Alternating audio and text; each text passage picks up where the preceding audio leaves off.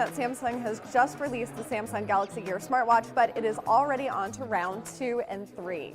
I'm Jessica Delcourt for CNET here at Mobile World Congress 2014. We're going to talk about the Samsung Gear 2 and Gear 2 Neo. You'll note that Samsung has dropped the name Galaxy from these watches, and that is because it has switched over from Android to Samsung's own homebrewed Tizen operating system. Now, you're not going to notice too many differences when you use the watch itself. Instead, you're going to notice all the small incremental changes that Samsung has made.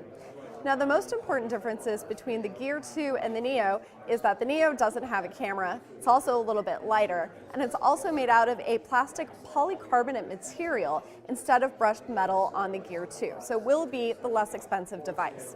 So what you're going to notice on the Gear 2 is that the camera and, in fact, the microphone, everything has moved up from the straps to the body of the device. One of the reasons for this could be just ease, and another reason is that Samsung wants you to be able to interchange the straps. Now, each of these comes in 3 different colors, but you can really swap out any standard strap.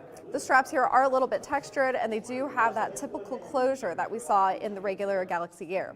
Now, the watches are also rated IP67 for dust and water resistance, and there is an IR blaster that will let you control your TV through the Watch On app. Samsung says that is launching over 100 apps for the Tizen-based Gear 2 and Gear Neo, and that SDK is going to be open to developers so they can develop apps as well.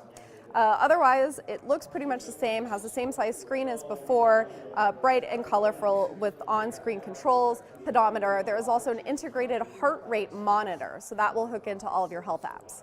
The camera also gets a really tiny bump on the Gear 2. It's 2 megapixels in this one with autofocus.